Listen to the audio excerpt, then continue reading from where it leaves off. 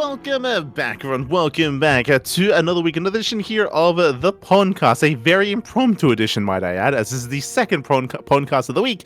I'm, of course, just VIP. With me, I'm joined by Kuro, handling the production side of things, and by all the lovely people in the chat as well. Welcome, one all. Bienvenidos, everyone. Bienvenidos.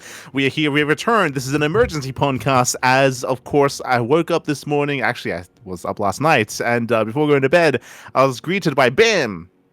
New patch. PTR patch notes have been released less than 24 hours ago, and we could have waited until the next podcast, which is a week from now, or we did have a bit of some space available here in our schedule to go live. This is meant to be our evening off, by the way, but we can take this time to go over the patch notes and to discuss what has been going on, as it is a very controversial patch notes. Oh boy.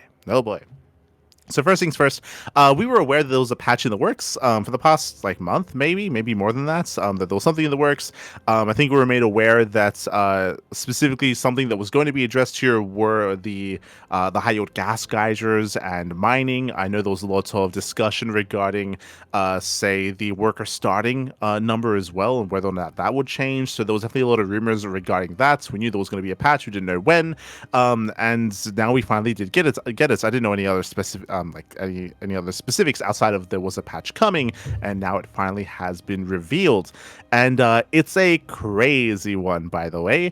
Once again, something that I should open up with as well, just because this is something that we've been harping on for the past half a year, if not more than that. And every now and then, especially for this, I was going through and looking at other comments and perspectives from other people in the community as well. I think it's important to remind everyone as well why this is happening. And again, it's overall, I would say, a good thing in the sense that we're getting these regular patches is due to Microsoft's acquisition of Blizzard. Microsoft did acquire Blizzard quite some time ago, and it takes a year or two for them to go through all the different departments, insert their own people, and start to take over the kind of day-to-day and even the direction of a bunch of their assets they've acquired, including StarCraft, Warcraft, World of Warcraft, Diablo, etc. And something that we have noticed over the past year of StarCraft's attention, and not just StarCraft but other Blizzard IPs, has been that they've been suddenly revitalized in their own way. We spoke about how last year Heroes of the Storm, for the first time in years after being abandoned, got a massive patch and got a big revitalization. The other big one is Warcraft 3. Warcraft 3 also got a big patch, also got a big revitalization as well. We've been getting more attention when it comes to WoW Classic, and of course StarCraft got their big patch end of last year as well, post, end of partnership with EWC and all of that stuff. So these, and not just that, but of course the partnership with Archon Studios, working on the StarCraft miniatures game, the cross collaboration of Hearthstone and StarCraft, and now StarCraft and Diablo as well, when it comes to cosmetics, when it comes to that kind of cross-pollination of using this IP in other ways. When it comes to Blizzard working with Nexon, if you recall, Nexon, they acquired Blizzard's StarCraft IP to create their own game, and rumors are that that's going to be an FPS game that they're working on still 3-4 years out of development, but we know that they did partner with Nexon. That was at the beginning of the year, if you remember, to work on another StarCraft game, not an RTS, bear that in mind, or unlikely it's going to be an RTS. But not just that, but StarCraft merch. For those who don't know, there was a deal made with another apparel company for old school StarCraft Brood War shirts and kind of retro outfits and stuff, which was really cool. But basically, the IP of StarCraft has been getting more attention in recent times, and there's a very, very, very high chance that this is due to Microsoft acquisition of Blizzard, and that's why that we're getting more attention. That's why we're suddenly getting all these patches. The other big one, how could I forget, is Blizzard Cup, right? After years, StarCraft is at BlizzCon again. For those who don't know, or for those who don't remember, because it was announced quite some time ago, but the Blizzard Cup is a thing that's happening at BlizzCon. That's going to be in September, not too long away, and that's also a big revitalization of the older games that are once again getting attention again. Now, obviously, we have to say this, that we have to kind of have a bit of a caveat and be yo, this doesn't mean that oh, we're getting old school Blizzard attention again with with WCS. No, not at all. But what we can say with certainty here, of course, is that now, instead of Activision Blizzard, now Microsoft Blizzard, they are giving their IPs more attention. They're giving them more supports. They're giving them more funding. Now, instead of just an intern, he might be getting paid. the intern, no longer an intern, Pappy. But like these are positive things, and obviously you have to temper expectations. This again, as I mentioned, this doesn't mean like, oh my god, this means like we're getting everything back. No, not at all. But these are still good signs and good things to come. And obviously, it's one of those things where I think we mentioned this last time we had this kind of discussion. And that is that it's going to take a while for Blizzard and now Microsoft Blizzard to kind of regain the goodwill that they once had with the community, right? Because for a very, very long time, Blizzard had like a really close connection with the community, for many, many years regarding StarCraft and World of Warcraft and their other and Diablo and even Overwatch when that first came out as well. And then over time, right, like that kind of waned and that deteriorated over time to the point where now a lot of people look at Blizzard, especially with what they eventually became, as very, very different to what they used to be back in the day when they were kind of like gamer first or community first sort of thing. And a lot of that goodwill has since gone, and that's something that has to be rebuilt. And it's going to take years, right? It's going to take years for that to really occur and for people to really have faith in Blizzard again. And I don't think it's a bad thing, right? Like it's something that has to be earned, not just given. But these are once again things that are moving in the right direction, in the sense that they're looking after their games, they're looking after their IPs, and of course they are, because Microsoft spent a lot of money acquiring all of them. So, so that's the first thing I want to kind of go through again. And I feel like we have to say this every time there's another big patch here, and we've been saying this for since the last patch, essentially, is what we've been focusing on. So that's one thing. The other thing, of course, is these are some pretty crazy changes. Again, we spoke about this last time. Very bold changes were proposed in the previous patch, in the previous PTR, when it came to the change to the storm. If you remember, that was like the big thing. That was like, whoa, this is crazy. And now, once again, bold decisions are being made here. Whether they're good or not, well, let's jump into it. Let's go, Bible. Let's go. As we are getting in, we do have a change. Or quickly going over their brief and their rationale, we've tried to make this PTR focus on extending the early and mid-game experience, allowing players to remain competitive on 1 to 3 bases for longer periods. We've introduced changes to make non-warped gateway play a more viable path, while also increasing overall strategic diversity across all 3 races. In addition, a range of quality of life improvements has been implemented to enhance the overall player experience. Okay. So that's kind of like their rationale coming into this, and then now we have the big economic change. This is one of the controversial things. I would say it's this one and the Protoss changes that we'll get into later, which are the biggest ones. Obviously, there's a lot of changes that are being made, and they have a lot of ramifications.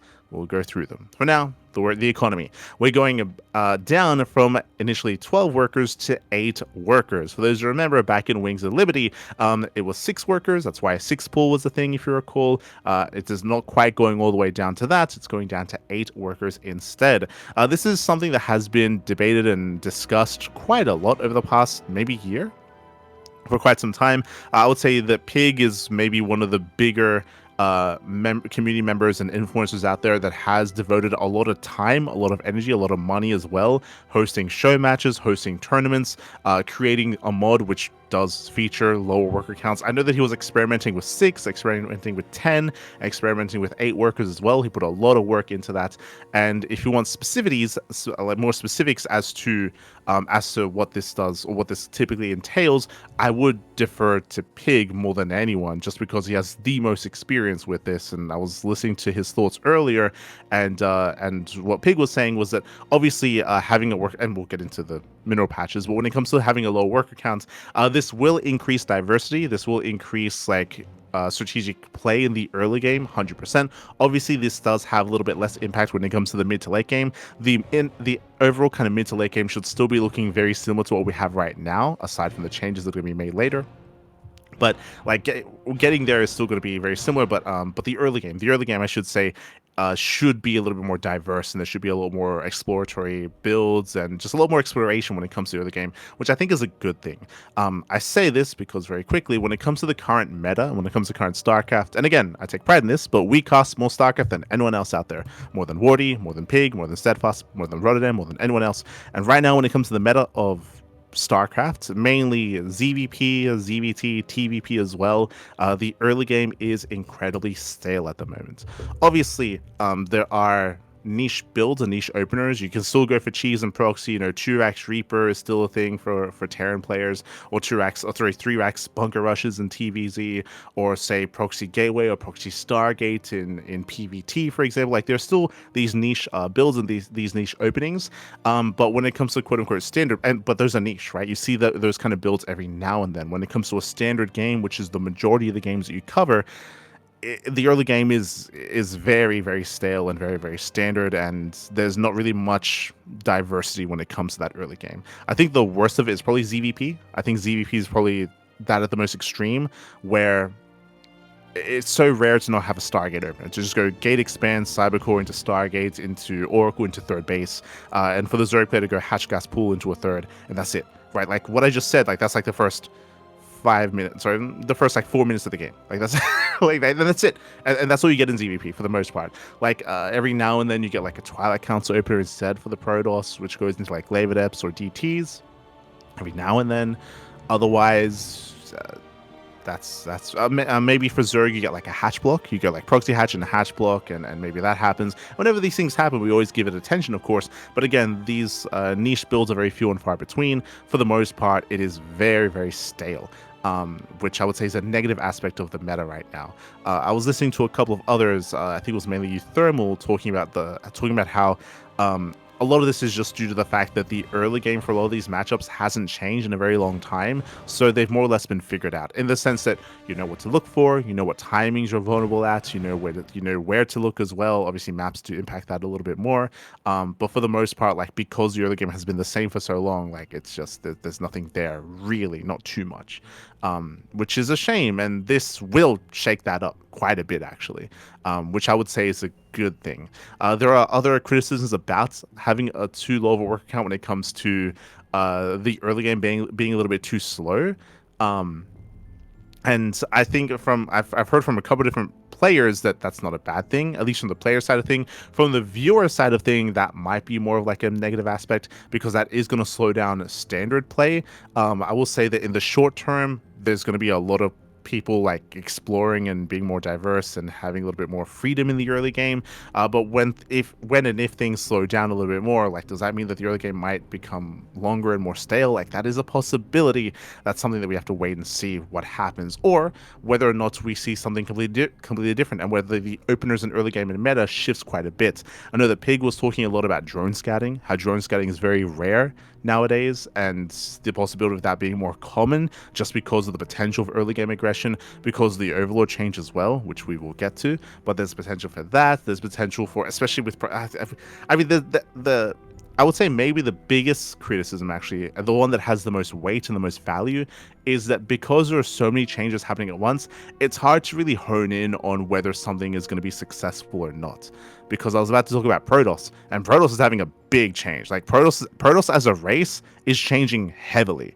So there's all these moving parts, right? There's all these moving parts when it comes to scouting being more difficult, when it comes to low workers, when it comes to increased mineral patch sizes as well, with increased resources on 2 bases, when it comes to Protoss and the change that's going to be happening in Warp Gate. Like there's a lot of moving pieces, a lot happening at once. And you could argue that's a good thing because everything's like shaken up and it's going to take a while for people to like quote unquote figure things out. But at the same time, as I mentioned before, the downside of this is that it's going to be difficult to really like lock into one aspect of this patch to be like, is this working or is this not working? Like, is this achieving what we wanted to achieve or is it not? And what to adjust and what to tweak coming into the live version of the game. There's valid criticism there for sure. Anyway, so we have the lower working start. The next big thing, of course, as I just mentioned, is that the large and small mineral patches are going to be increased. I say increased. Overall, bases will have more resources, and that does mean that if you're going to be stuck on 1 and 2 bases for a little bit longer, then you have a little bit more viability and longevity in a game. Now, what this means here is a couple different things. One, we spoke earlier how the low worker count means there's more potential for aggression and cheese and early tech and early shenanigans. It also means that as you stay in a lower base count, you're not punished as much either. So two base all-ins and maybe even one base all-ins are going to be a little bit more prevalent as a result of that, and they're going to be a little bit more viable as well. On the flip side of things, likewise, as the defending player, staying on two bases is going to be less punishing as well, right? You're going to be able to stay on that a little bit longer to be able to eventually break out and expand and take your third base as well. I don't necessarily think this is a bad thing. I mean, it depends on your perspective, of course. The lower base count in the past, the rationale for Legacy of the Void was that it forces people to expand faster. But the thing is, with the current meta and the current state of things, after us being in Legacy of the Void for so many years, is that we got to the point where we just skip the early game, we just mass expand very, very quickly as well, and just rush into the mid game as best as we can. And there's definitely like conflicting ideologies as to whether that's a good thing or a bad thing. Is it a good thing that right now the first 4 minutes of the game are stale and nothing happens, and we try to rush into like 3-base play? Is that a good thing, or should we be having more strategic play before that? Like I would say we should. I would say that it would be a positive thing if we do shake things up before that kind of mid-game play, instead of every game kind of rushing to the mid-game instead. Obviously, like that's from like a caster or viewer perspective. Obviously, players, they like to get up to a higher base count and play with a higher base count and have like an economy and have bigger armies. Like as a player, like that, like especially as an amateur player, like that's something that's a little bit more idolized, or that's something that you want to get to for sure. So I understand that as well. Yeah, we'll see how things change, of course, moving forward. The other big change, of course, was the high yield gas geyser. High yield gas geysers are now going to be less valuable. This was something that was discussed by map makers quite heavily. How because high yield gas geysers were so influential and because it was so valuable, they were quite limited in how they could use them. But now that they have a little bit less impact, then they can be more free to use them more, right? To have multiple high yield gas geysers and have them be a little bit more prevalent and have a little bit more freedom when it comes to the map maker perspective, which I think is a good thing as well. Like it's always good to have a little bit less restrictions on these map makers when it comes to what they create for us for the TLMC, for sure. The next big change, of course, in relation to the change to the economy, and this, I believe, is applicable to all main buildings, the hatchery, the lair, and the hive, supplies are reduced from 6 to 4, and I believe that's going to be across the board for Nexus and for CCs as well, is reduced supply from buildings, which again just coincides with the reduced worker scouts and with the economic changes. The next big change is creep. The recede and spread rate has been lowered. This means that it takes a little bit longer for you to spread the creep, for the creep to spread from the tumor itself, and also takes longer for it to recede from the tumor itself as well. This is something that's been changed quite a lot over the years. The most recent change was that it receded faster, much faster, and that meant that obviously creep denial was even more brutal. That impacted ZVT quite heavily. It also meant that obviously like proxy hatches and things of that nature were weaker as well, because they would be cleaned up even faster. So it looks like here we're kind of pushing back on that a little bit more. And again, just because this did have a little bit more impact specifically in ZVT, looks like that's kind of what this is addressing more so than anything else. Up next, we have the spore change. Damage against biological increased from 20 plus 10 to biological to 20 plus 15 to biological. This is specifically for ZVZ. For those that are unfamiliar with current ZVZ, because of the changes earlier in the previous patch to the Spire to make Mutaplay more viable and more accessible, it meant that right now in ZVZ, Mutaplay is all the craze. Like Mutaplay is very prevalent. It's either you all in and you kill your opponent before they get to mutas, or they get to mutas and you're stuck playing against mutas, and no one likes that. and it's brutal being stuck and contained, and mutaplay has been very, very prevalent as a result of that. Or I say prevalent, there's been a lot, the meta has been revolving around the mutaplay in ZVZ at the highest level, which is getting to mutas or stopping your opponent from getting to mutas as well, and being able to deny that. And this is to help with that. This is to take some of the strength away from the muta in ZVZ, so that it's not as oppressive as it is. And again, this is a byproduct to the Spire change and to the muta change that happened previously, which happened end of last year, the last patch. Up next, we have the carapace upgrades, level 1, level 2, level 3. It is all cheaper here. This is going to be interesting. Obviously, these carapace upgrades are most crucial when it comes to ZVT versus Terran, specifically against Bio, just because the attack rate of biological units is very high, and that applies to every attack, which is why armor upgrades are stronger against Marines, just because that every attack at that high attack rate is applied to every single hit, which means you get to minimize more damage. It also means that you can ideally have your Lingbane collapse on your opponents as their melee-based units. So this is going to be going back to the cost of melee upgrades, actually. Carapace upgrades, for those who don't know, did cost more than melee upgrades, and now they cost the same. I did hear some people theorizing that, so the way that the meta works right now is, one, carapace upgrades are really important against Terran. Carapace upgrades are borderline useless against Protoss. Against Protoss, if you go double Eva Chamber, you often go +1 melee and +1 range. Right? It's very rare to get carapace upgrades against Protoss. It's not really worth it, just because of a couple of different factors, but the main factor is that Zerg units die very quickly against Protoss. so the carapace upgrade it's less impactful. It means less because you're gonna die quickly anyway, and it just doesn't really mean much. I did hear that because this is cheaper, it might mean that now it's a little bit more valuable to actually invest into carapace upgrades in ZVP and go double Eva Chamber and get those upgrades, just because it's cheaper and now you can justify it that much more. I don't know if it will. I think the meta is still going to be just avoid carapace upgrades against Protoss. There are niche situations where it can work. I would say probably the most niche situation where it works is against like carrier, if you're going for like a Hydra timing. If you're going for a Hydra all-in, just because the interceptors are similar to Marines in the sense that they have like high attack rates, like their damage is low, but there's a lot of that, and that applies to every carapace upgrade, of course. So that's like maybe the most niche situation for that sort of thing, but like outside of that, you never really would get it. So, and I think that's gonna still be the case, but we'll see if anything changes with that regarding ZVP. The other area where carapace upgrades are important is ZVZ. There are a bunch of all-ins that do incorporate +1 carapace, and that's going to be buffed, essentially. There's a very, very common all-in. It's a solar all-in, where you go into a Roachling all-in or Roachling Ravager all-in with +1 carapace, just so your army, your Lings, they can survive bailing shots, of course. Your Roaches are more bulky and more robust against Lings. Lings have a high attack rate, so same thing happens there, where carapace works very, very well against Lings when you're using Roaches. And there's a lot of all-ins using that, so that might be that will be bolstered, of course, as well. Something to bear in mind. But those are the really kind of big things that are going to be impacted. ZVZ when it comes to those carapace all-ins, and ZVT when it comes to saving some resources when it comes to playing macro against Terran, against Bioterran. Up next is the Infestor change. This is pretty huge, actually. We'll get into it. So first things first, Microbial Shroud range increased from 9 to 12. That is insane. That is massive range for the Microbial Shroud. Something important to bear in mind is that I would say that this is a bit much, just because this is a little bit disingenuous. That is the cast range, but remember, when you cast the Microbial Shroud, you're casting it, and that's going to be the epicenter of the cloud. The cloud expands from there as well, so it actually goes out even further. So 9, in my opinion, was perfectly fine. To improve it even further, if this feels like one of those buffs that's like, hey, use this spell. That's what this feels like. It's like, hey, we got this spell.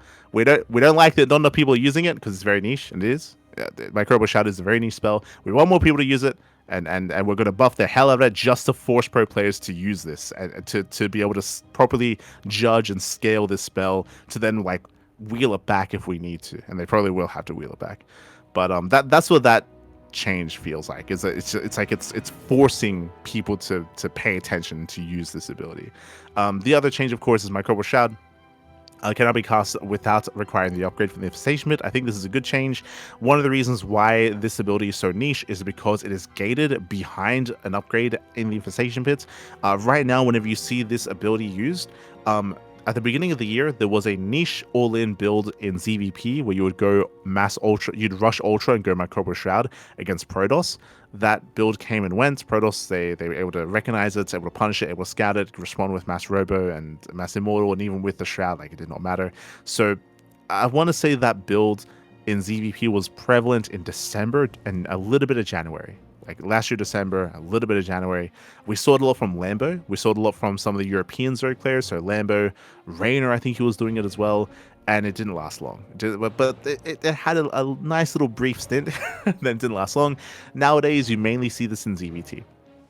Right now, the meta and the very common meta amongst players like Shin, Solar, Rogue, and even Raynor as well, he's been doing his own variations of this, is to go two base Roach into a third base. You slowly expand, you get your lair up and running, you go into Infestation Pit, you get Safety Infestors, and then you rush into Hive, into Ultras, and then bam, you hit with Ultra Microbial Shroud.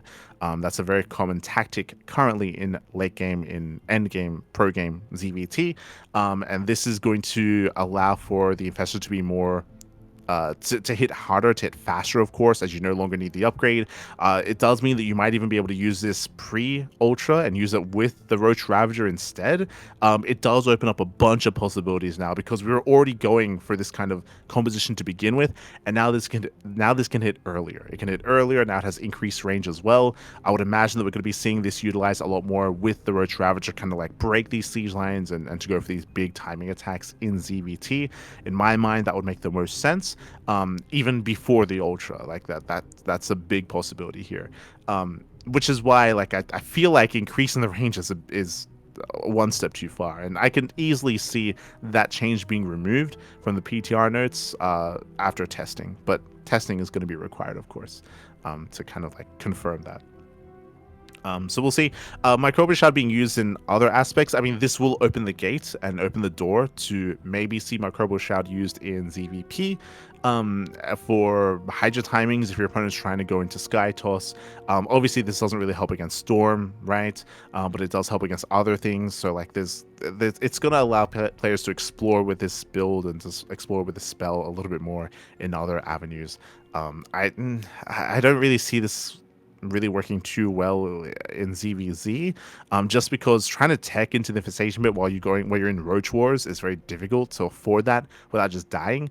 But we might see it there as well. Like, there's definitely value for it. Yeah, we could see it in ZVZ actually. We might, just because you don't have to get the upgrade. Like, it's just the infestation bit. So maybe there's potential for sure. I feel like they've gone a little bit too far with it, but specifically when it comes to the range, that aspect, I think removing the upgrade is fine. Or I think that's a positive thing, just because it's just so niche. It's just Microbial Shad feels kind of like the Swarm host for Zuri, where it's something that they've messed around with a lot, and they've never quite found a good place for it. And they're trying. Up next is Neural Parasite on Builder SCVs that will only expire at structure completion. I think a lot of people have called this like the content creator like patch, like the change where this really early, like, it's for people like Euthermal or Winter or Loco or Hearthstone, or people that make like fun, YouTube videos where they have like a viewer challenge or something, where they want to like neural something and build an opposing army. Like, that's kind of what this is for. You're not going to see this in pro play. It's for the content creators. True. Now has an auto attack weapon. I believe this is going to be applied to multiple different spellcasters. This is basically the High Templar change.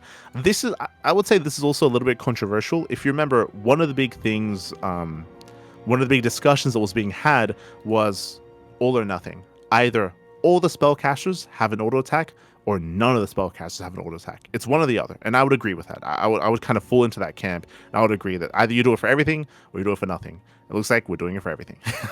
So Templar gets the auto attack, Infestor gets the auto attack. I would push it further and just give it to the Raven, give it to the Viper, just give it to all the spellcasters. Just why not? Just quality of life. But that's what this is. Basically, they're like, hey, let's like standardize this a little bit and add it to some of these other spellcasters, and they're adding it now to the Infestor. Viper Abduct now considers siege tanks a valid target. This is a reversion of the previous patch, which I think is a good thing. Anything that de-incentivizes hyper turtle heavy play, I would say it's a good thing. It's kind of weird that they made this change to begin with. It looks like they've recognized that this was maybe not a good thing to do, so they have pulled back on that, which I think is a good thing, that they've taken some feedback and they've applied that here. Up next is the Overlord. Speed without numerous carapace has been decreased. This is due to the economic changes. They do need to make it a little bit more difficult to scout, especially when the early game is going to be as diverse as it is, and because of the economic changes. So again, reducing or delaying Overlord scouting, especially because everyone else's scouting is going to be delayed, because all their builds are going to be delayed as well, referring to Terran and Protoss. This also has to be pulled back in line with Terran and Protoss as well. because the Overlord is available immediately, whereas with other forms of scouting, I mean, sure, they're worker scouts, but when it comes to like adepts or sentry scouts, hallucinations, adept shades, reapers, like that's all going to be delayed when it comes to standard openers. So that has to apply to the Overlord as well. Can now issue load nearby units commands. This is another one of these quality of life changes, which I could be mistaken, but I think this is applied to some of the other units. Yes. I scroll down. This is also going to be applied to the medevac as well. Basically, it's going to be, hey, you can press a button, and then anything that's under the Overlord, bam, gets lifted up. So you don't have to like manually target or manually select. It's just, again, a quality of life change. Obviously, if you want specific units, then you're going to have to select them specifically. Like micro is still going to be incentivized, but this is a way to like just very quickly load things up. That's going to be done to the Overlord, and it's going to be done to the medevac as well. I don't think it's being done to the War Prism, which is kind of weird. Like I would assume it gets done to all three in my mind, right? Like it's, as I said before, when it comes to the High Templar auto attack, if you're going to do it for one thing, do it for all of them. And I don't think this applies necessarily to the War Prism, but that might be because the War Prism has increased pickup range, and that might mess things up. So that's in my mind, I think that's probably the rationale for that, is because the pickup range of the Prism. It's probably a little bit weirder to have that automatically pick up units, because then it's further out and it's a little bit weird. So I would imagine that messes things up, like internally, I mean, for whoever's making these changes. Up next is the Overseer. Overseer changelings. Oh, the rogue nerf. True. Changelings automatically inherits the. Oh, also, right. This I kind of glossed over it, but this also means that period in general, Overlord scouting is going to be weaker, which I don't think is a bad thing. I know that there was a discussion about Overlord scouting that was being raised when changes were being made to Sentry hallucination scouts. Right, there was a lot of discussion about PVT scouting, or just proto scouting in general, and how strong it is, especially with the NG overcharge change as well, if you remember, where you could NG overcharge, you can send out hallucinations and just keep sending them out and just see everything. And that was addressed in the last patch when it comes to how much energy the NG overcharge actually provides. That was the hope, at least, in regards to that patch. And there was also discussions about overlords and about how, in general, like, you do want to make it a little bit more difficult for people to scout. You don't want them to just get free information and just free scouting. You want them to work for it.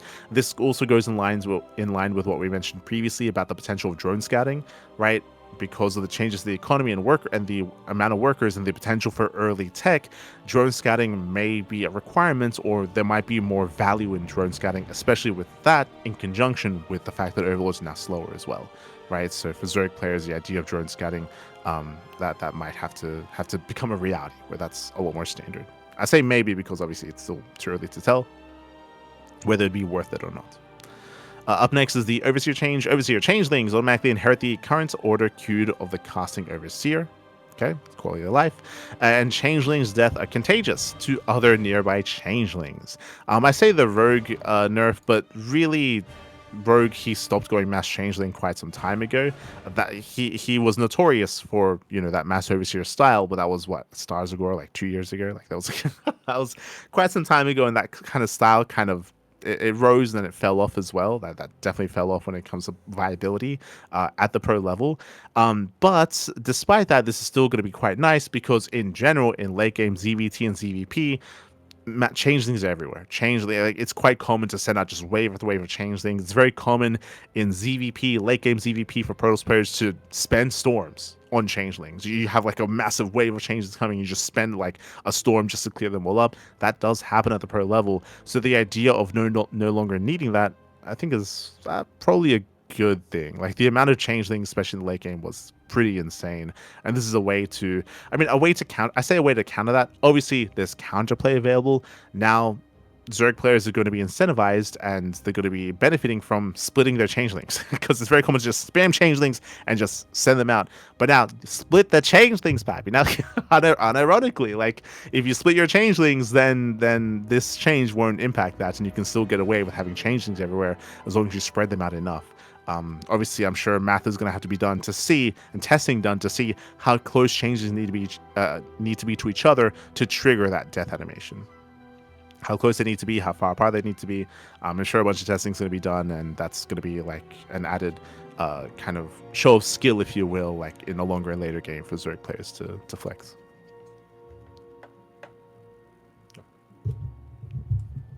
Okay. Up next, we have the Mutalisk. And this is the final Zerg change. The Mutalisk Glaives now prioritize targets. Once again, this is kind of quality of life. It means it does bounce to priority targets instead of whatever's closest, I suppose. So again, that's just quality of life. Then the arc slope increased to 180. From my understanding, this is in regards to targeting and what happens when a unit gets out of range of a Mutalisk auto attack, and how quickly it like detargets, something of that nature. Maybe we can get some clarification regarding that. But I feel like these are more or less like quality of life or micro changes for the Mutalisk to make them a little bit more effective. Essentially, or some micro changes. Hold on. And that's the end of the Zerg changes. So when it comes to the Zerg changes here, there are a couple of things that are nice, like the duck change, or the reversion of the duck, for example. The infestor change is huge, and I do think that the main reasoning and the rationale for that is just to incentivize players to use it, because right now it's a very, very niche ability, and they want people to use it more because there's so much potential there. I do think, and I do believe that they're going to be winding it back. They're going to be pulling back on it a little bit. In my opinion, when it comes to the cast range, like I don't think it needs to be 12. That's still crazy to me. that's insane. Like that also removes a bunch of counterplay as well when it comes to EMPs or feedbacks, right? Like the further the infestor away is, then I mean, how do you feedback? How do you EMP, right? Like you want that counterplay to be available, so that does feel a little bit obscene. So in my mind, I can see that changing, but I mean, time will tell. The Spore Crawler change again, that's for ZVZ. Like the Carapace changes might impact ZVP, but unlikely. This is mainly going to be benefiting ZVT more than anything, and will allow for Zergolins and ZVZ to be a little bit stronger. The creep changes are nice, I suppose. But of course, the economy is kind of like the big one, overarching all of this, of course. So just catching up with the chat. Catching up. When will this be implemented? There is no set time for when this is going to be implemented. Obviously, I would hope that we at least get a month of testing. Ideally, more than a month of testing. I do know that actually, yeah, it might mess things up. If you remember, there are certain things that are occurring that they might want to line up with. If you remember, the big one is the new season in June. If you're paying attention to the TLMC, Wax, he was very public about stating that ideally he wanted the Team Liquid Map Contest maps to go live in June with the start of the new season. We're getting into June, and it would make sense if the new season and the new ladder map pool hit with a new patch. I don't know when in June exactly, but if you remember, like that's a current date. And the concerning thing there is that means that there's not a lot of time. That means like a month, right? Like if we want to hit with a new season, with a new ladder map pool, with the TLMC maps, June is when that is. Personally, I hope that we have more time to work with the PTR, but that's the first big date. That's the first big event in my mind that would make sense for them to want to push a patch through, would be alongside the TLMC. I want to update, unless something changed, because that's of course possible. The next season was scheduled to start July 19th. Next ladder season. Oh, okay. Yeah, there you go, July. So I guess Wax, he probably just said end of June, which meant like start of July. No, but like I think he wanted like earlier in June, but yeah.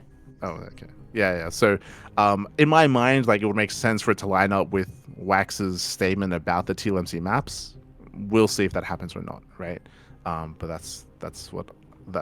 that makes sense in my mind. That's gonna be the first date that I think of, and if we get past that, then it's like, oh, then maybe, as Kura said, July, right, with the new season, like first of July even. So those are kind of like the first kind of big dates that I'm looking at. But I hope that isn't the case, because I do want more time testing, right? I think everyone would want that. Yeah, I will say it's a bit unfortunate where like everybody's spending so much time testing the TLMC maps, and then the new patch comes in and like all this testing actually didn't mean all that much, because the changes are so radical that the game is completely different. Well, if you remember, the same thing happened last season. If you remember, we were judging as big is my point. Kind of. Okay. They're not as big, but they did impact it. If you remember, for those that don't remember, the last TLMC, I was one of the judges for it, and one of the things that I was saying is that there were rumors at the time then as well that a new patch was coming, and it felt weird because we were judging and critiquing the maps on the current patch when we knew there was another patch on the horizon, and that could change the meta. And one of the big things that changed in the meta was the removal of ARAXs. ARAX 3 base all-ins in ZVT, like that was stifled quite heavily because of the buff to the Baneling, if you remember, and Ling Bane being more viable, and that was kind of like the death of ARAXs. And I was legitimately considering the strength of ARAXs in a lot of the maps that I was judging in TLMC 21. So I remember that being a thing. It's like, I guess like like this is something that I didn't have to consider, I suppose, because of the removal of that with the patch. It's similar here, where obviously it's a even bigger influencing factor, where the patch hits right after the TLMC. It's like, like what are we doing? So it's really unfortunate. It feels like the reasoning for it is that like maybe there's like a set period where they bring in like the classics team to work on StarCraft, and they're like, okay, we're gonna have all the updates like in this one period of time, so it lines up with TLMC and the patch, which is a shame because ideally you have them separate. But it feels like it's probably intentional that it's all together, just because that's the one time that they work on it, So I understand why, but it's a shame that that's the case.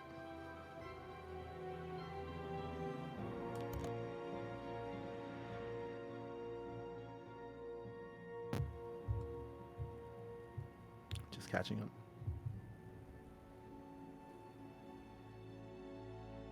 Catching up. What targets are prioritized? I do not know that. I don't know what has more priority over the other. I would imagine like certain like spellcasters hold a little bit more weight. So I would imagine that. So if mutas come, this is in regards to the muta priority change. If mutas go in and if they attack a High Templar, and if there's like a Zealot right next to the Templar and another Templar slightly away from it, I would imagine that if it's still within range of the glaive, that it'd go Templar Templar then Zealot instead of Templar Zealot Templar. Like that's an example of in my mind, like a Templar has more priority than a Zealot, right? Like I think that's an easy one. Obviously, it's going to be a little bit more. It's going to be a little bit harder to distinguish between like a Zealot and a Stalker, or I would imagine like a Sentry has more priority than a Zealot as well, like things of that nature, where the glaive balance would prioritize spellcasters over regular units. Or like a Ghost, for example, where like it prioritize bouncing to a Ghost over a Marine, things of that nature. Obviously, I don't know the details, but like that's what my mind assumes, right?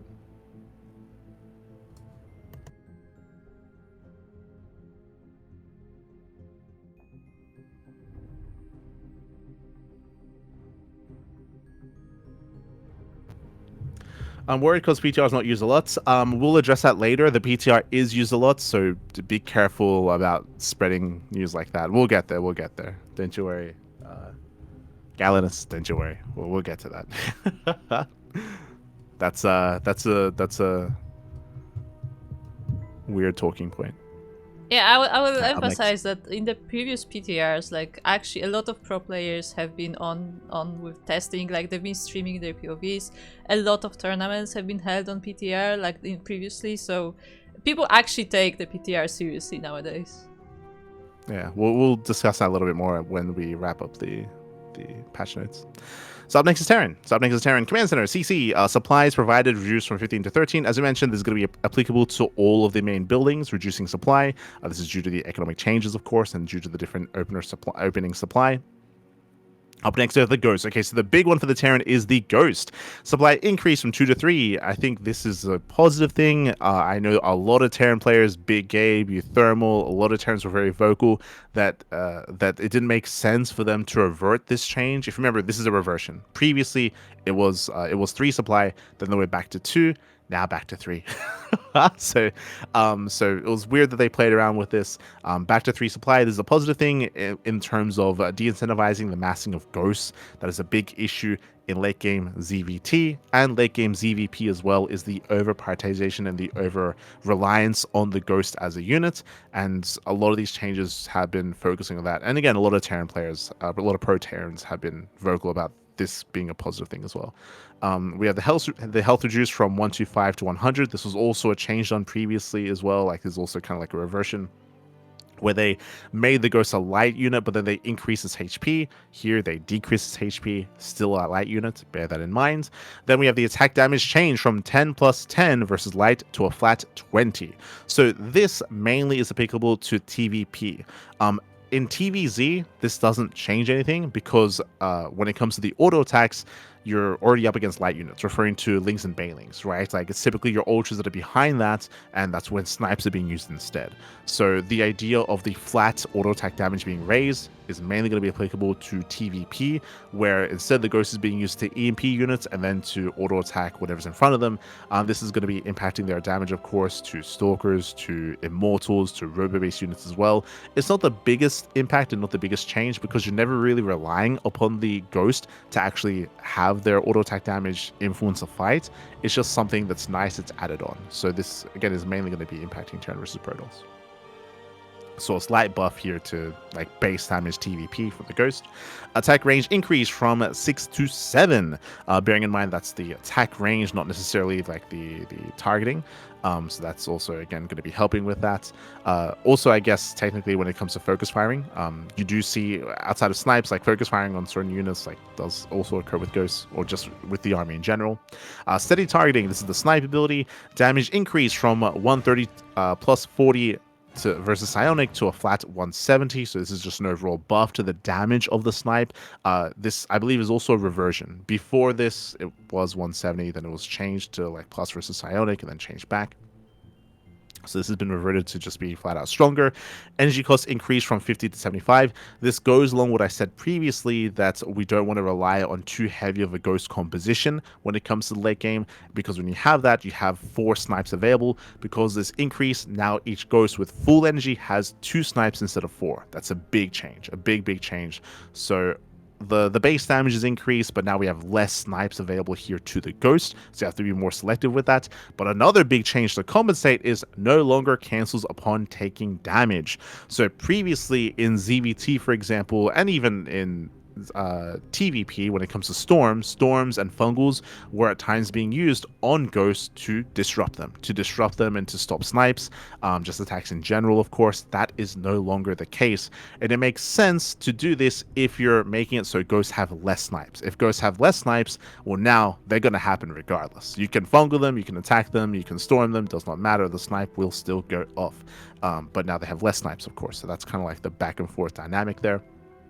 The Ghost is one of those units that's been changed quite a lot over time just because of its strength, and you don't want to take away too much strength, you don't want to add too much strength, of course. Again, as we mentioned, like I would say most people are on board that is a negative thing for a Terran player to rely too heavily on a heavy Ghost army. I mean, they're good, so I mean that's why they are, but ideally we do want something that's a little bit more diverse, of course. We don't want the Ghost copy pasta to be to be too real, unfortunately. So it's going to be an interesting change for sure, especially when it comes to no longer being able to deny the snipe. Obviously the counterplay there would be to kill it, to be able to catch the army itself, but it does mean that you have to commit a little bit harder to engage with that Terran army. But again, to compensate, there are going to be less ghosts, there are going to be less snipes, so there's going to be that kind of back and forth here with the ghost itself. It's going to be interesting for sure. Up next, we have the medevac. We mentioned this change earlier, the quality of life change to the Overlord, also applicable here to the medevac, which now loads nearby units, and subgroup priority has been changed. This is not to the medevac, this is just a base like Terran change. The priority order updated from Raven, Ghost, BC, Marine, Marauder, Tank to Ghost, Marine, Marauder, Raven, BC, Siege Tank. Basically, whenever you had your army selected, the priority order chose what was like selected by default initially. So whenever you had your army selected, bam, the Raven, you have the Raven abilities up first. Here they changed it so the Ghost has priority. This is a good thing, I would say. It's a nice quality of life change, and then you get to tap quickly to your bio, which is then you can stim. Right, like those are kind of like the more important, like priority heavy, like abilities you're gonna be using like in the middle of a fight. Usually when it comes to your spellcasters, like your Ravens, you're gonna have that in a separate control group anyway, right? So the idea of having the Raven in front made less sense just because it's a bit of a more of a niche unit, and you typically have that separate regardless. So a nice quality of life change for Terran players and their subgroup priorities.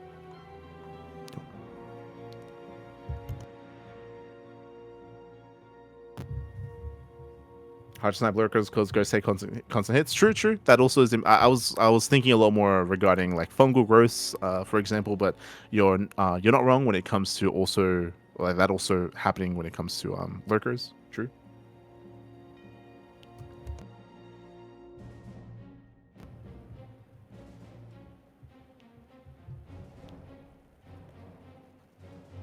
No more bonus damage versus live VIP. True.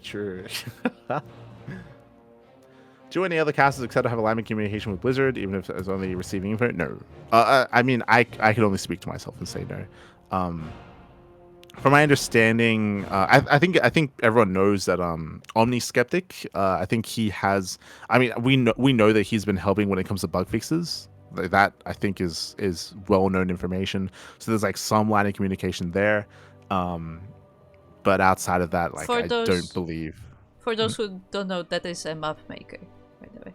Oh yeah, Omnisceptic is a map maker. Does make some maps, and I know that he's been helping when it comes to bug fixes. Obviously, we know that Wax has communication with Blizzard just because he's in charge. Wax Angel is in charge of the Team Liquid map contest. But when it comes to like casters and content creators, like I don't think so. I can't speak to that.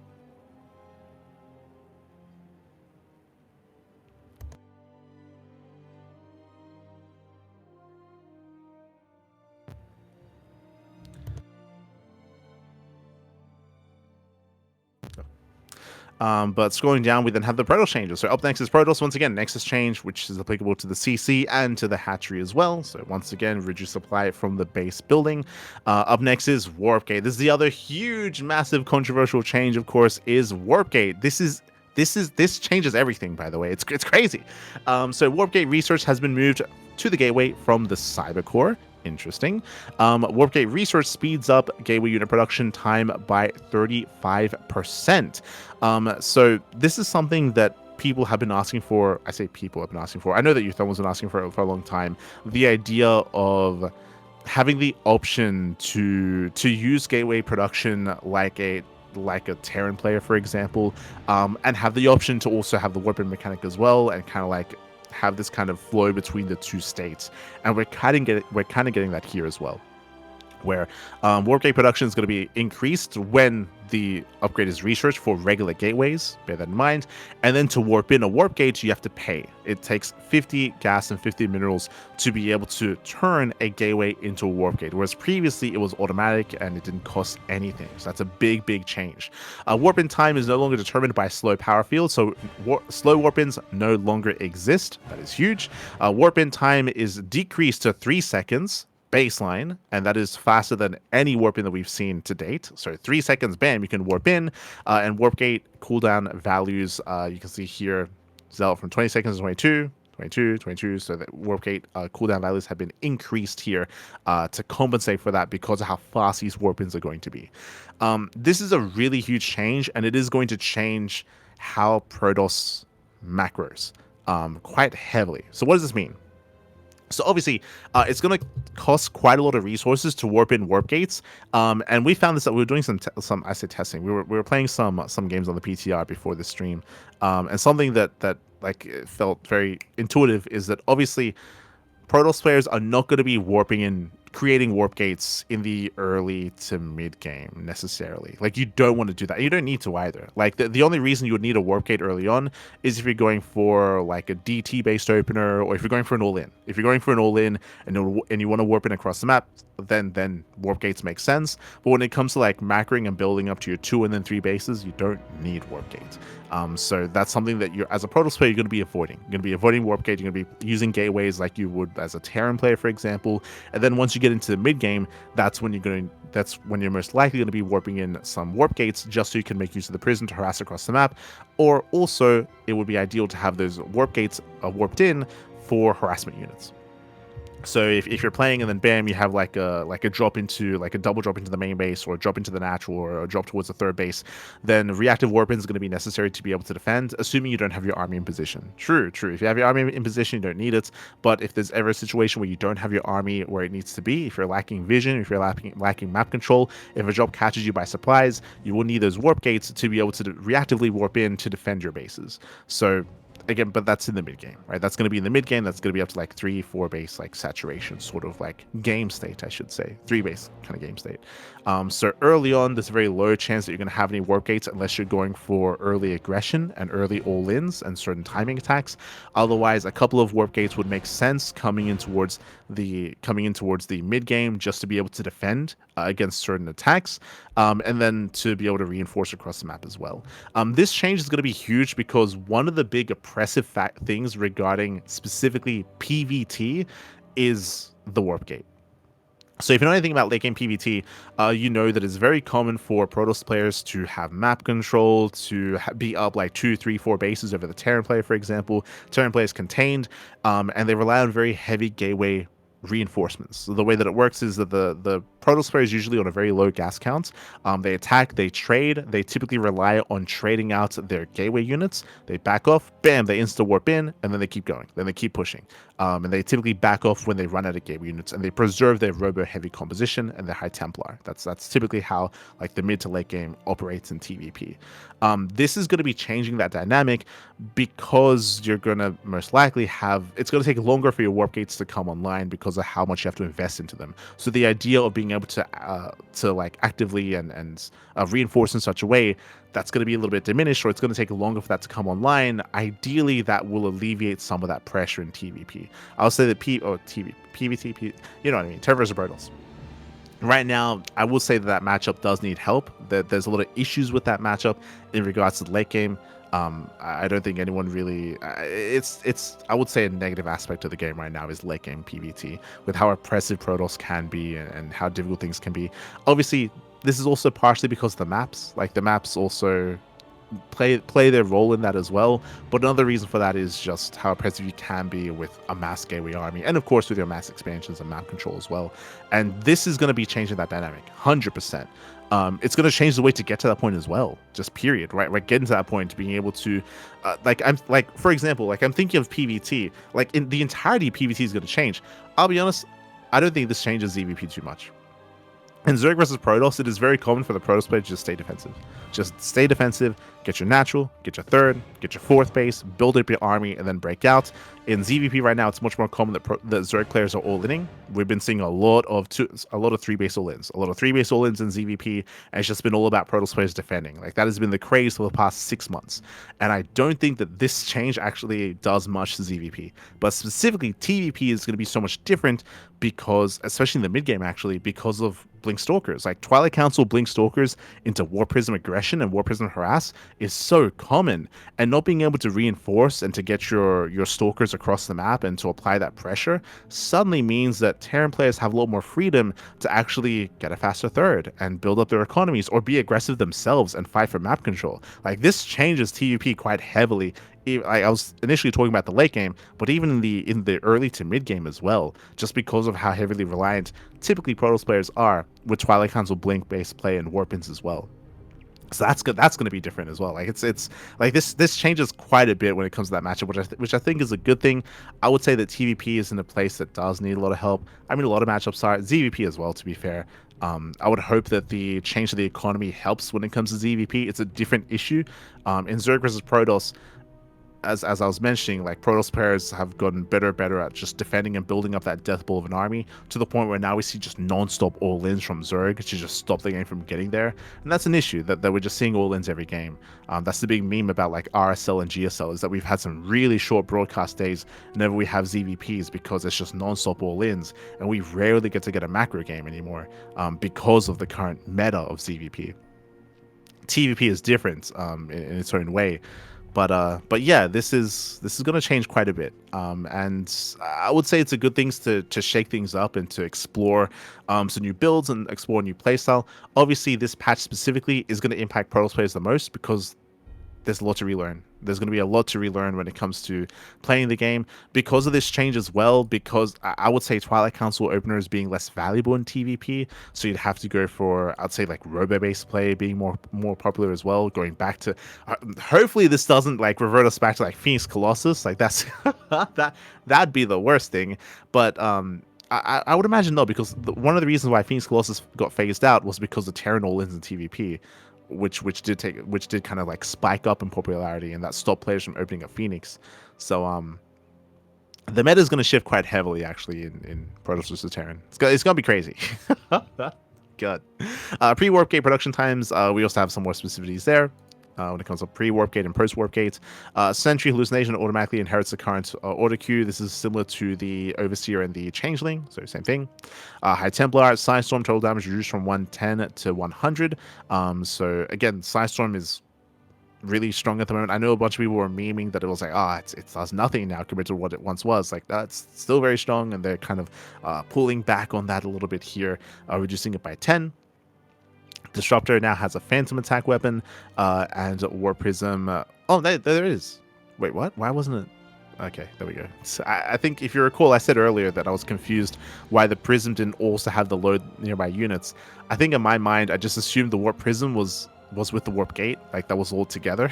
So I scrolled down past Warp Gate, I didn't see Warp Prism. I was like, huh, that's kind of weird, but it's there as well. So it's done to all three, to the Overlord, to the Warp Prism, and to the Medevac. The load nearby units. So nice quality of life applied to all three. It's all three pickup units. But yeah, it's gonna be wild when it comes to the macro changes here to Protoss, and how that's gonna impact things. I feel like there's gonna be a bit of a learning curve. There's gonna be a learning curve, and you might see Protoss struggle in the short term as they try to like adapt and try to figure out like the best way to open up, when to get your warp gates, how many warp gates to get, whether it's worth getting them at all, whether you can cut them whenever possible as well, whether it's worth having like 2 warp gates early on, just like reactively warp in, or get more, get less. Yeah, it's going to be interesting, kind of like the balancing act of warp gates, how many to get and how many to rely on, and where to cut corners.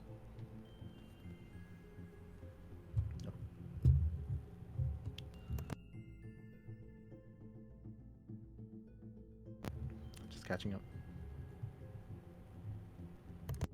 I feel like now Protoss have to keep a certain time on basic gateway and switch to warp gate later. I think they'll stay on basic gateways for quite some time. As I mentioned, like I don't think you need warp gates until like the mid game necessarily. And even then, I don't think you need to warp in all your gateways and warp gates to begin with. I don't think that's necessary. But yeah, it's gonna be interesting to see kind of where they fall. But yeah, I think it's a mistake to think that you need to warp all your gateways into warp gates. I don't think that's even viable necessarily.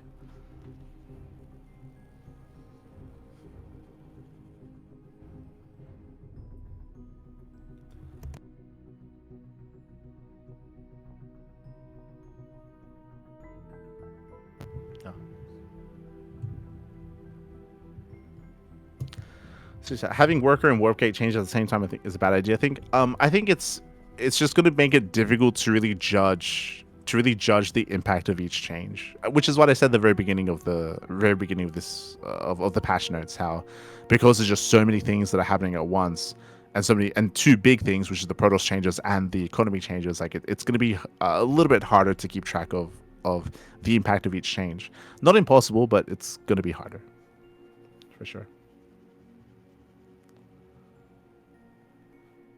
By the way, I feel like it would be good if you took a look at the quality of life changes as well. There's a lot of bug fixes, so I don't think you have to go through all of them. But yeah. I think from the point where it talks about Zelnaga towers, because that's interesting. Talk to us. I don't know where you are. Okay. Let me I don't know read them it's up. A long list of bug fixes. I don't know where.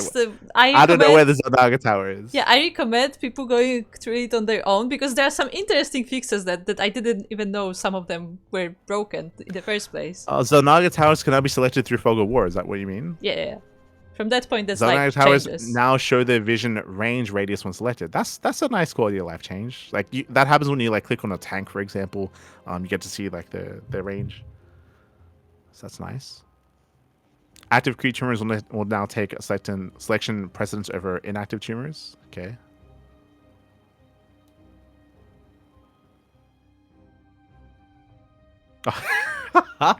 Critters and destructible neutral objects have been standardized to share similar targeting collision values. They'll no longer collide with or block player structures or units. Like those are some big Damn. changes. Like they're very like They tiny are details, big but changes. that's big I'll, changes. I'll always remember. There were a couple of games. It was a couple of years ago now, during the COVID era of StarCraft, where there was like a Roomba in one of the natural bases of one of the maps, which would periodically like actually head towards the natural spawn location, and I remember a couple of times in pro games where it would actually block the hatchery or the nexus. Like I remember that happening. I remember that happening in ANZ Champs actually, and I think it happened to Probe. And Probe like he like did like a frowny face or something like in the chat when that happened. I was, I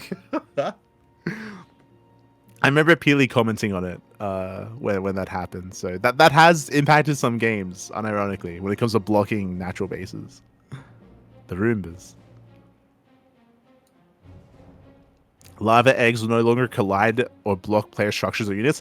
That's huge. The amount of times that I've had that you have like a hatchery die, and then you try to throw down your replacement hatchery, and the larva or eggs are blocking it because you made like an overlord or you made like some drones or something. That happens really often. that happens very often. Okay, that's interesting. What else do we have?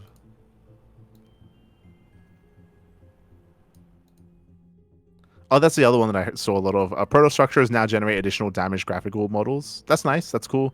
I haven't seen that come into play yet. I think a lot of people are hoping that that's like the Brood War, like buildings catching fire thing. So it would be nice if that's true. If the Protoss buildings start catching fire again.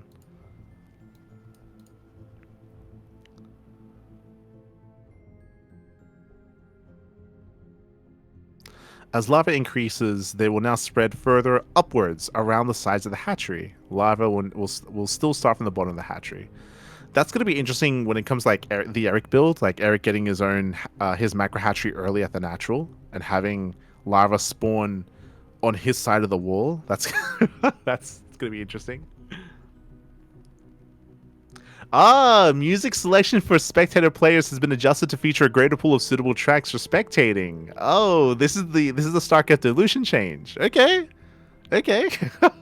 For those who maybe don't watch StarCraft Evolution, for SC Evo, that's a different mod. They added a bunch of tracks. They added like the Nova Covert Ops like soundtrack and a bunch of other like soundtracks to mix through. So when you watch a game of StarCraft Evolution, there's actually unique music that's playing that you might not hear in regular 1v1. So yeah, it looks like they've taken note. They've the SEVO update. Let's go. Slightly polished oracles, revelation, and build animation transitions. Interesting.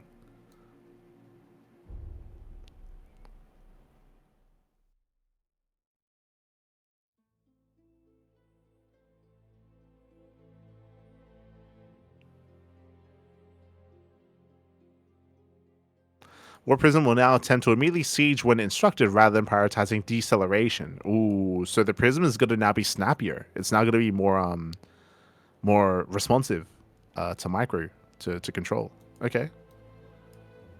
That's going to be nice.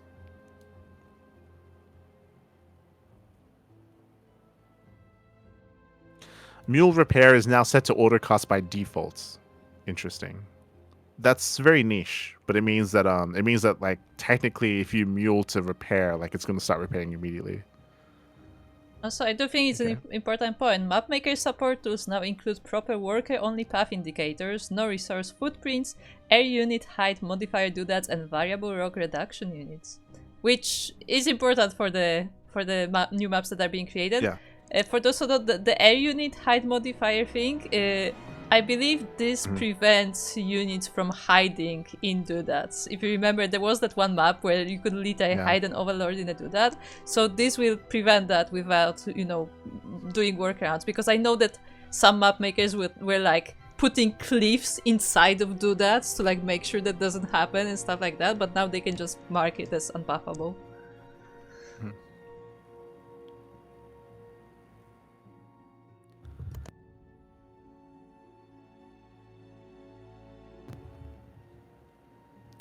I think will also have an impact as it will make the games more control / micro intensive or toss in the early game. For sure, for sure.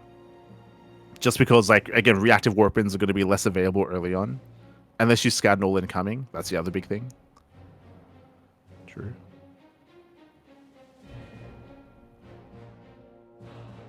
SCV build changes. Oh, I missed it. There's so many bug fixes. I can't. There's so many, Pappy. Hold on.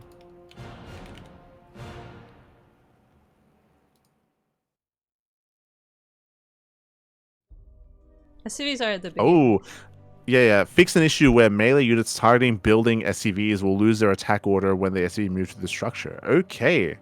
That's actually pretty huge when it comes to harassing building SCVs early on.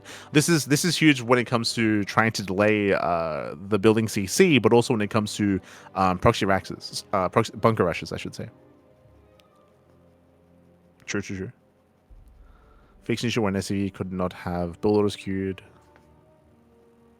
Okay, but yeah, I do recommend checking out the entirety of the list because there are a bunch of bug fixes, and some of them are definitely more impactful than some of them are like some niche changes, but some of these others do have some more like wider like ramifications, or they have more general applications. Yeah, some of those are like more like Zergrogs were lacking polish. We added some like nice things, like more like this. But some of them are like, so this unit now behaves differently. Yeah.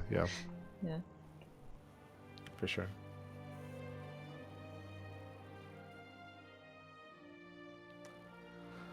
Ooh, for sure.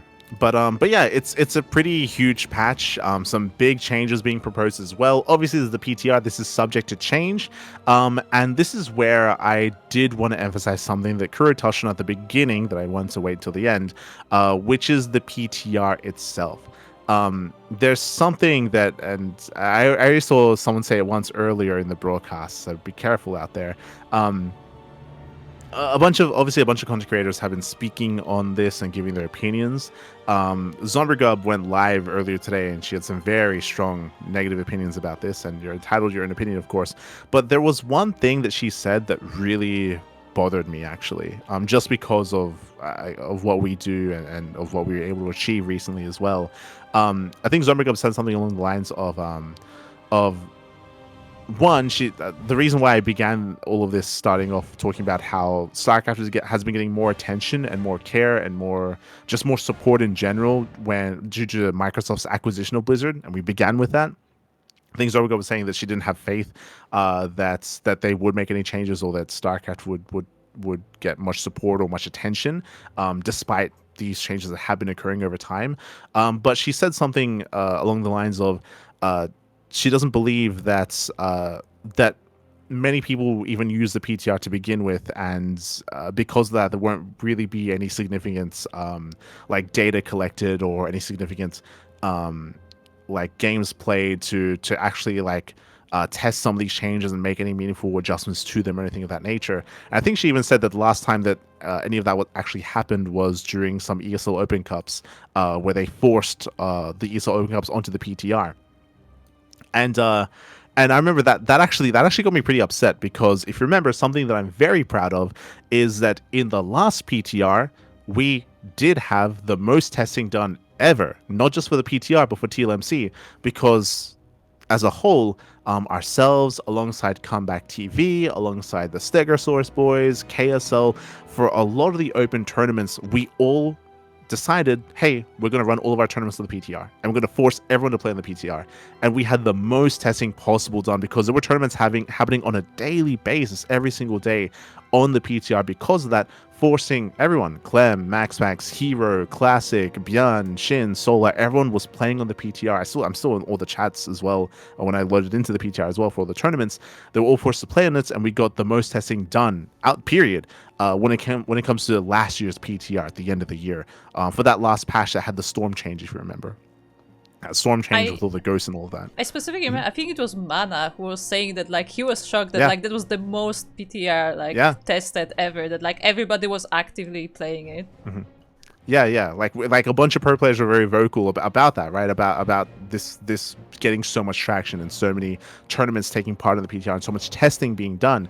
And we did the same thing for TLMC 21, right? Where we had all the tournaments take place on all the TLMC maps to get the most testing done possible. And we did the same thing this season as well for TLMC 22, to the point where if you're keeping up with the Team Liquid map contest, Wax even just came out last week with a statement saying that they actually pushed back the voting for the TLMC maps because there are so many tournaments going on right now that feature the maps, that are giving feedback, that are giving more data, and where map makers are taking that feedback and making adjustments and making changes and updating their maps as well, because so much testing is being done. So the idea, and again, someone said it earlier, the idea, the myth, the quote unquote myth of like, oh, no one plays on the PTR, it just isn't based in reality. Like, the reality is that no, that's not true. Like, over the next couple of weeks, every tournament's going to be in the PTR. We are forcing all the players to play on them, and we are going to get testing done on them. The idea that no one does that, that's a very kind of like outdated or out of touch perspective. Tells me that you weren't watching StarCraft over the past, like, what, 6-7 months, because everyone was on the PTR and everyone was playing on the TLMC 21 maps and now 22 maps as well. So I did want to say that as well, that like, to if you do have some strong opinions about this, or you have some strong concerns about this, or you want to, or ideally you would hold off on and you'd be a little bit more reserved and wait to see some of these games yourself over the next 2, 3, 4 weeks, because we're going to have Tuna Cup, we're going to have Monday Night Weekly, we're going to have Pixar Cups, we're going to have KSL. I'm going to speak to SC Boy about Kung Fu Cup as well. Again, we have tournaments every day, and the majority of them, not all of them, but the majority of them most likely are going to be on the PTR. I say majority, I call Wardy out, I call him out all the time. Unfortunately, Wardy's weekly, his Monday Night Weekly, his is the only one who doesn't incorporate the TLMC maps or doesn't go to the PTR, but that he has his own reasoning for that. He wants to stay partnered with OSC. OSC have a rule where you have to be on the current version of the game if you want to be partnered with OSC and get OSC sponsorship. That's applicable to us. That's applicable to the Pixar Cups, to all the Open Cups, and we choose to disassociate with OSC for the TLMC period, for the PTR period. Like, we make the choice to just end the partnership while we're doing all this testing. Wardy makes a choice not to end the partnership and to keep that sponsorship and to stay on the base game and to stay on that, like, on that current version of StarCraft. And it's his choice, that's fine. But like the rest of us, we just change it and we just end the partnership, we end the sponsorship, and we just go straight into like the PTR or TLMC maps, because we feel like it's more important to have that testing done and to get as much data and feedback as possible. Wardy doesn't do that. That's fine. That's what he does. But for the rest of us, for the most part, like, we all just switch over, and expect that for the next, like, couple of weeks, at least until the PTR phase does end.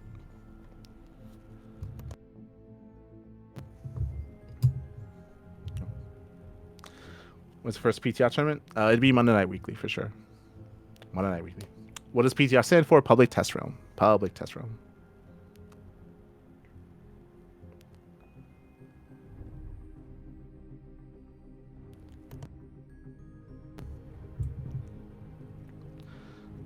But yeah. So again, the idea that, like, the idea to be a little bit negative about this, thinking that you're not going to see pro players play on the PTR or anything of that nature, like, that's just not true. Again, a lot of the tournament organizers have enough incentive to want to push for their tournaments to be on the PTR, and most likely will. The other tournament that was on the PTR that I just forgotten was Alima League, but that was also, again, last year when Alima League was sponsored again. They started hosting their events on the PTR as well, for, again, further testing. Is when we gotta call up Chizik and start the sponsorship again. It's time. It's time to test the PTR. I was gonna say, this is where the Crank tournament happens on PTR, but it's in July. True. So I don't know. True. I don't know how long they will keep PTR open. Yeah. I think that was the case. It wasn't the last one, but like one of the PTRs was like really short. No. There was like a PTR that lasted like a week or two, which was like really short. But hopefully they will actually keep it for a decent time. Mm-hmm.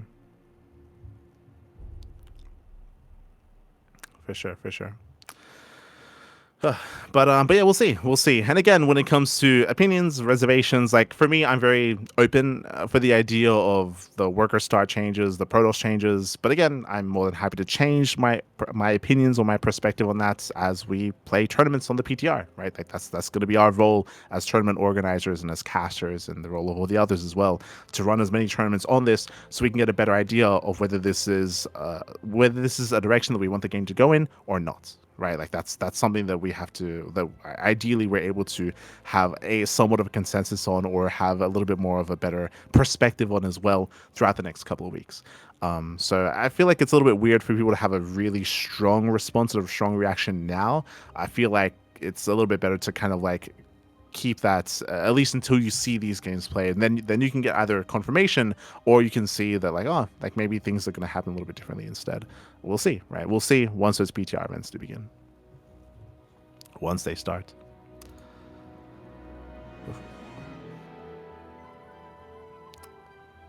But otherwise, Jesus. But otherwise, I mean, everyone's been making videos about this and speaking on this, whether it's like Cats, whether it's Thermal, whether it's Loco. So do check them out. I'm sure they've touched on other things as well, maybe gone into more specificities. I said earlier, when it comes to the worker count starts, I do recommend most likely, again, Pig is going to be like the most experienced person to speak on this, just because he's casted and organized the most amount of tournaments with that worker change. So I would kind of defer to his opinion on what his thoughts are, and his thoughts from my from listening to him were just that they would increase variety when it comes to that early game. But again, the mid to late game will still be more or less like similar or the same, except for the fact that Protoss is going to be changing as well. So, so there's a lot that's changing, Pappy. A lot that's changing. It's crazy. It's very bold as well, and I do appreciate it. For the past 2 patches, Blizzard has been very bold when it comes to their changes. Once again, showing that they're willing to spice things up and take the plunge and be very, very, again, crazy with their propositions. And I think that's a good thing. I think that's a good thing. This is better than like, 3 lines of text where it's like, bunker build time has been reduced by like 0.5 seconds, and like the gateway is now warping like 2 to 5 seconds faster or something like that. Like this, like at least we're getting something crazy, which I would argue is better than nothing. But we'll see. We'll see regardless. Again, look forward to the PTR tournaments. They're going to be starting next week. I know that we're going to be hosting our tournaments on the PTR. I'll be speaking to the other tournament organizers like Pigasaur or Stegosaurus, alongside TKL and Comeback TV, alongside Dave and Chicken Man for KSL, alongside ST Boy for Kung Fu Cup, and other events as well. So look forward to it. Do look forward to it. So we'll do our best to bring you as many PTR events as we can, and then we can see for ourselves what works and what doesn't work, and what to pull back on and what maybe to push further on instead. Oh. Let's go.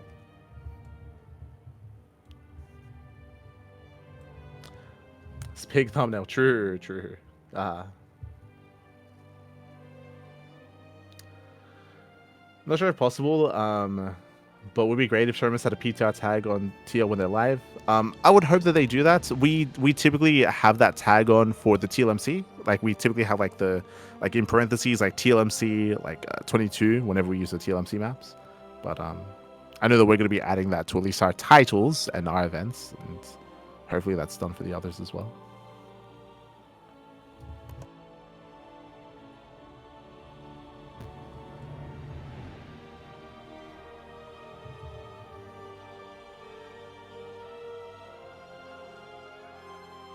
We'll try. Otherwise, with that, we're going to be wrapping up here. Once again, we'll have another podcast next week, just going over all the other news. We just wanted to have an impromptu podcast going over the patch notes themselves. And yeah, it's crazy. And again, we don't really know when it's going to take place. Hopefully the PTR does last more than 4 weeks. Hopefully it lasts more than a month. That is the hope, at least, but we'll see. And likewise, I hope that they're able to, after said PTR period, able to take the feedback of all the games, of the players, of the community even, and make adjustments and changes wherever they need to be. Otherwise, we're going to be heading off. Courage, did you have anything you want to say before we head off? Anything you want to add? I'm sure I missed something. No, unless you want to go through any of the comments that have been said, then no, I think that is all. Again, I do recommend everybody to go through the bug fixes, because some of the bug fixes you may not expect that there were even bugs there to begin with. But yeah. Yeah, for sure. With that, we're going to be wrapping up here for the time being, and we'll see you guys later. I guess one other thing that I should mention as well is that, from my understanding, voting for the TLMC 22 maps will be open soon TM.